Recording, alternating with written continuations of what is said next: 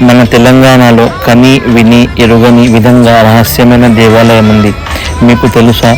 ఒక్కసారి దర్శించుకుంటే మీ కోరిన కోరికలన్నీ తీరిపోతాయి.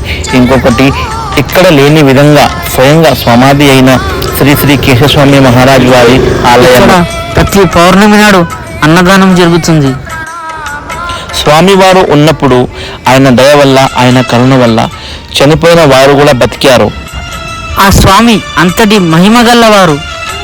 ఈ స్వామివారు చనిపోయిన వాళ్ళందరినీ ఇలా బ్రతికిస్తూ పోతుంటే అప్పట్లో ఆకాశవాణి కూడా స్వామివారు మీరు ఇక్కడ ఉంటే చనిపోయిన వాళ్ళు కూడా మళ్ళీ బ్రతుకుతున్నారు అని ఆకాశవాణి తెలుపగా స్వామివారు తపస్సు చేస్తూ అలాగే జీవ సమాధి అయిపోయారు. ఈ గుడి వచ్చేసి మనకు తెలంగాణ హైదరాబాద్లో ఉన్న జియాగూడలోనే ఈ స్వామివారే చనిపోయిన వాళ్ళని బతికిస్తున్నారు అని ఇక్కడ పేరు వచ్చేసింది జియాగూడ అని. జియా అనగా దానికి అర్థం బ్రతికాడు హిందీలో. ఈ దేవాలయం వెనక్కి పక్కన ముచ్చుకుందా నది అని ప్రవహించేది. స్వామివారు అప్పట్లో అక్కడే స్నానాలు, త్రాగడానికి మొత్తం అదే నీరు వాడేది.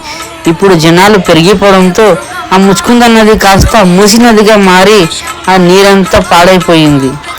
ఇక్కడ శివాలయం కూడా ఉంది. శివాలయం కూడా చాలా బాగా ఉంటుంది. ఒక్కసారి చూడండి శివాలయం. హర హర మహాదేవ్.